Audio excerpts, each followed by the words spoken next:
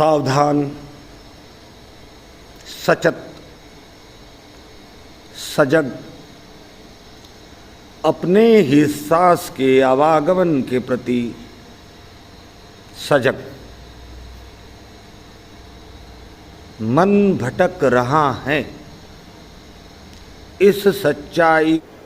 नमो तस् भगवतो अरहतो सम्मा संबुद्धस्स।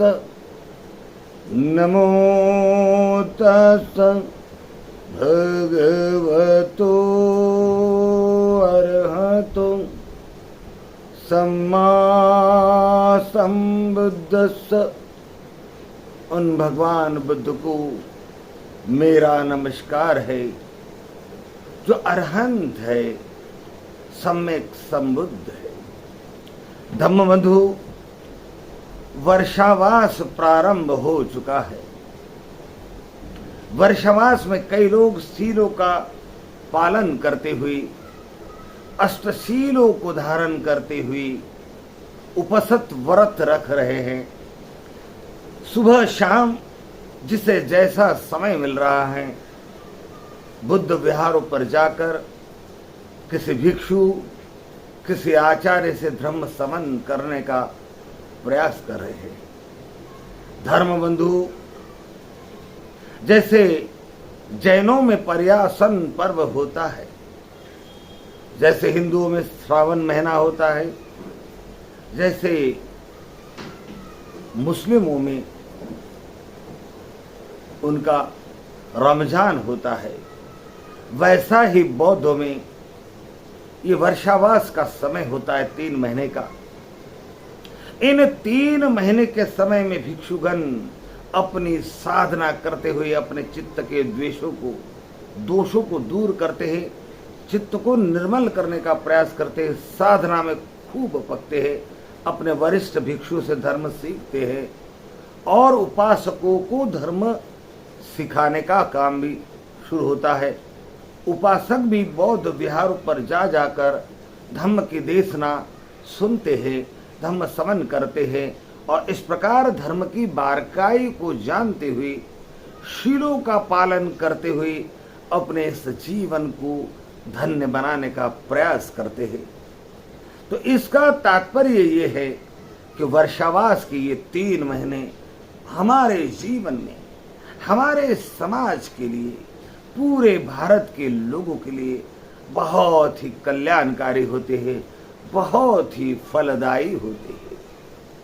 यदि हमने इन 3 महीनों में भी आलस्य किया, हम बौद्ध विहारों के प्रति विमुख हो गए, बौद्ध विहारों में जाकर धर्म श्रवण करने में इंटरेस्ट नहीं रखा, श्रद्धा नहीं रखी, बस वही खोखी हुई, वही रटी हुई बातें, समय नहीं है, समय नहीं मिलता, दूर पड़ता है, बच्चों को देखना है, बच्चों की ट्यूशन देखनी, यही करते रहे तो हमारा जीवन बर्बाद है। ये जीवन आप व्यर्थ में ही गवा रहे हैं। इसलिए इस संदेश के माध्यम से, इस यूट्यूब के माध्यम से और इस मेरे मोबाइल संदेश के माध्यम से बहुजन समाज और अम्बेडकरी समाज के सभी लोगों को, और जो अपने आप को बौद्ध मानते हैं, उन सभी को मैं एक निवेदन करना चाहता हूँ कि साथियों, सांसारिक आसक्ति में, पारिवारिक आसक्ति में इतना भी रत मत हो जाओ कि तुम्हारा ये जो जन्म मिला है वो व्यर्थ हो जाए। तुम्हारे साथ ना कोई रिश्तेदार आने वाला है, तुम जो संपत्ति अर्जित कर रहे हो वो संपत्ति भी तुम्हारे साथ नहीं आने वाली है। तुम्हारे साथ केवल 2 बातें आएगी, तुमने कितने पुण्य कर्म किए, कितने कुशल कर्म किए, उसका संचय तुम्हारे साथ आने वाला है। कितने अकुशल कर्म किए, कितने पाप किए, कितनी निंदा की, कितनी हाय हाय की, कितनी किसी को आपने मूर्ख बनाया, किसी को छेड़ा, किसी को दुख दिया, किसी को सताया, ये सारे अकुशल कर्म के ही आपके साथ आने वाला है। ना बाप आपके साथ आएगा, ना माँ आपके साथ आएगी, ना बेटी आपके साथ आएगी, ना बहन आपके साथ आएगी, ना आपका 3 मंजिला मकान, बंगला, गाड़ी, टीवी, कोई भी तो आपके साथ नहीं आने वाला। आपके साथ ये जो शरीर है ये भी आने वाला नहीं है। आपके साथ केवल आपके चित्त के दुर्गुण, सद्गुण, कुशल कर्म, अकुशल कर्म ही आने वाले हैं। इसलिए अपने इस जीवन को अपने रिश्तेदार, अपने परिवार, अपने सांसारिक पारिवारिक जीवन में रत रहकर व्यर्थ में गंवाना उचित नहीं। सांसारिक जीवन सबके लिए लागू है, सबको अपना कर्तव्य निभाना है और अपने रिश्तेदार, अपने परिवार, अपने बीवी बच्चे का लालन पालन करना, उनको सारी सुख सुविधाएं देना, ये तो हमारा परम कर्तव्य है।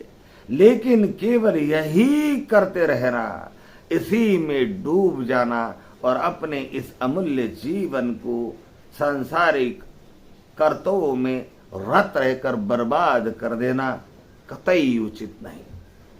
और बहुजन समाज के लिए तो ये महीना बड़ा ही महत्वपूर्ण है, क्योंकि बहुजन समाज के कार्यकर्ता भी जितनी अच्छी तरह से धर्म को जान लेना चाहिए नहीं जानते। अम्बेडकर समाज, अपने आप को कहने वाले अम्बेडकर समाज के लोग भी, जिन्होंने अभी बुद्ध धर्म समझा नहीं, सीखा नहीं, वो भी धर्म के बारे में कुछ नहीं जानते, ना हिंदू धर्म के बारे में जानते, ना बुद्ध धर्म के बारे में जानते। जो लोग अपने आप को बुद्धिस्ट कहते हैं वे भी बुद्ध धर्म के बारे में ठीक से नहीं जानते, ऊपरी जानकारी रखते हैं, गहन जानकारी, बहुत सखोल में जाकर जानकारी नहीं रखते। इसलिए धर्म का जैसा पालन होना चाहिए नहीं कर सकते, शीलों का पालन नहीं कर सकते, बौद्ध धर्म के ऊंचे से ऊंचे सिद्धांतों को नहीं जानते। इसलिए अपने भीतर मन में श्रद्धा निर्माण नहीं हो पाती, मन चंचल रहता है, मन दूषित रहता है। समाज में इस कारण नैतिकता का अभाव उत्पन्न हो चुका है, मैत्री का अभाव उत्पन्न हो चुका है, सहयोग की भावनाएं खत्म हो चुकी है, मित्रता खतरे में है, रिश्तेदारों के बीच का अपनापन खतरे में है। सभी टीवी और मोबाइल में लगे हुए, व्यक्ति के अंदर जो संवाद होना चाहिए, अपनापन होना चाहिए, भाव प्रकट होने चाहिए अपनेपन की, सब कुछ मृतप्राय हो चुका है। और इसलिए बहुजन समाज का कोई भी आंदोलन सफल नहीं हो पा रहा है और मनवाद हावी हो रहा है। आए दिन मनवाद हावी होते जा रहा है। अनाचार, अत्याचार, भेदभाव, धर्म भेद, जाति भेद, छीनना, झपटना, मारना, कुटना, यही तो मनवाद है। और ये आरास्ता फैली जा रही है और हम मुख बधिर बनकर इसे देखे जा रहे हैं और केवल देखने का काम इसलिए करें कि हम में इसका मुकाबला करने का साहस नहीं। और हम में इसका मुकाबला करने का साहस क्यों नहीं है? क्योंकि हम स्वयं नीतिवान नहीं है। हमारी नीति ऐसी नहीं है कि हम समाज से प्रेम करें, हमारी नीति ऐसी नहीं कि समाज के साथ खड़े रहे, हमारी नीति ऐसी नहीं कि समाज के साथ बंधुत्व के रिश्ते को मजबूत करे, मैत्री के रिश्ते को मजबूत करे। समाज के कुछ लोग समाज के उत्थान के लिए, धर्म के उत्थान के लिए, नैतिकता के उत्थान के लिए, शैक्षणिक उत्थान के लिए, राजनीतिक उत्थान के लिए जो काम कर रहे, हमारी नीति ऐसी नहीं कि हम उनको सहयोग करें, उनका साथ दे, उनके हाथों को मजबूत कराए। हम केवल अपना अपना स्वार्थ साधने में लगे हुए हैं। और ये इसलिए है कि हम मनुष्य रहे नहीं, हम अमानुष बन के जीवन जीने में बड़ा आनंद उठा रहे हैं। हमारा जो सामाजिक कर्तव्य होता है, हमारा जो धार्मिक कर्तव्य है, हमारा जो राजनीतिक कर्तव्य है, हमारा जो इस देश के प्रति नागरिकता का कर्तव्य है, उससे हम विमुख हो चुके हैं। तो ऐसी परिस्थितियों को अगर दूर करना है, समाज में समता, समानता, बंधुत्व, प्रेम, मैत्री, अपनापन, रिश्तेदारी में प्रेम, अपनापन, एक दूसरे का मान सम्मान इसे बढ़ाना है।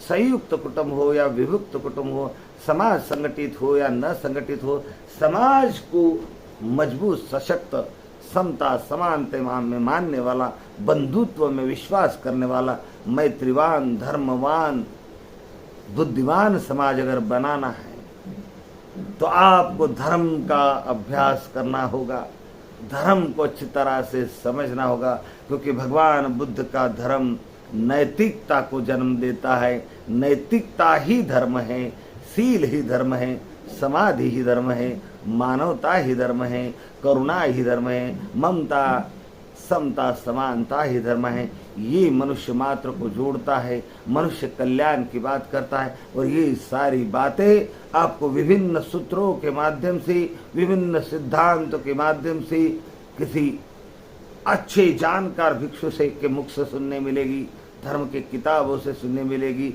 अब साधना करोगे तो साधना के माध्यम से आप में नैतिकता की गुण विकसित होगी। इसलिए ये 3 महीने आप बड़े ईमानदारी से, बड़े श्रद्धा से, शीलों का पालन करते हुए, अपने सामाजिक कर्तव्य का पालन करते हुए, अपने जीवन को कीमत देते हुए कि मेरा ये जीवन मुझे बार बार नहीं मिलेगा, इसे मैं व्यर्थ क्यों गवाऊं, ये समझते हुए बौद्ध विहारों को दे दीजिए। श्रमण बनिए, उपासिका बनिए।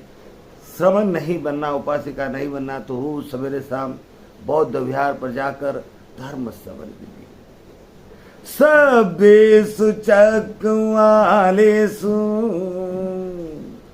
यक्षा देवास ब्राह्मणो यं मेहि कतं पुण्यं सब संपत्ति साधकम।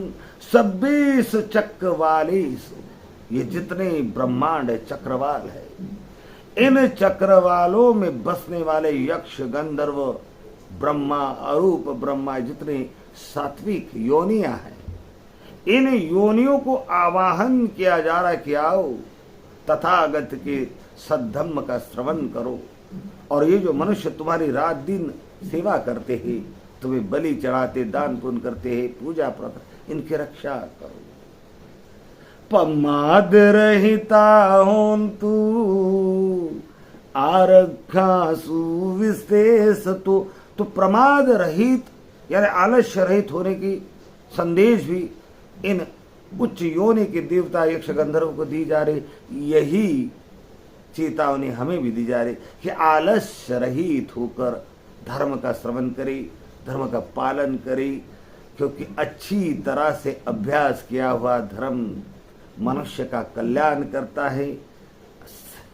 इस देश में जो भी अराजकता फैल रही है, अन्याय अत्याचार बढ़ रहे हैं, इसके कारण केवल हम हैं। हम अपना कर्तव्य, पारिवारिक कर्तव्य तो निभाते हैं, लेकिन हम हमारा सामाजिक कर्तव्य, इस देश का नागरिक धर्म का कर्तव्य जो है हमारा, हम नहीं निभा रहे। और ये सारी शक्ति, ये सारे गुण आपके अंदर बौद्ध विहारों में जाकर धर्म श्रवण करने से मिलेगी। जय भीम, नमो बुद्धाय।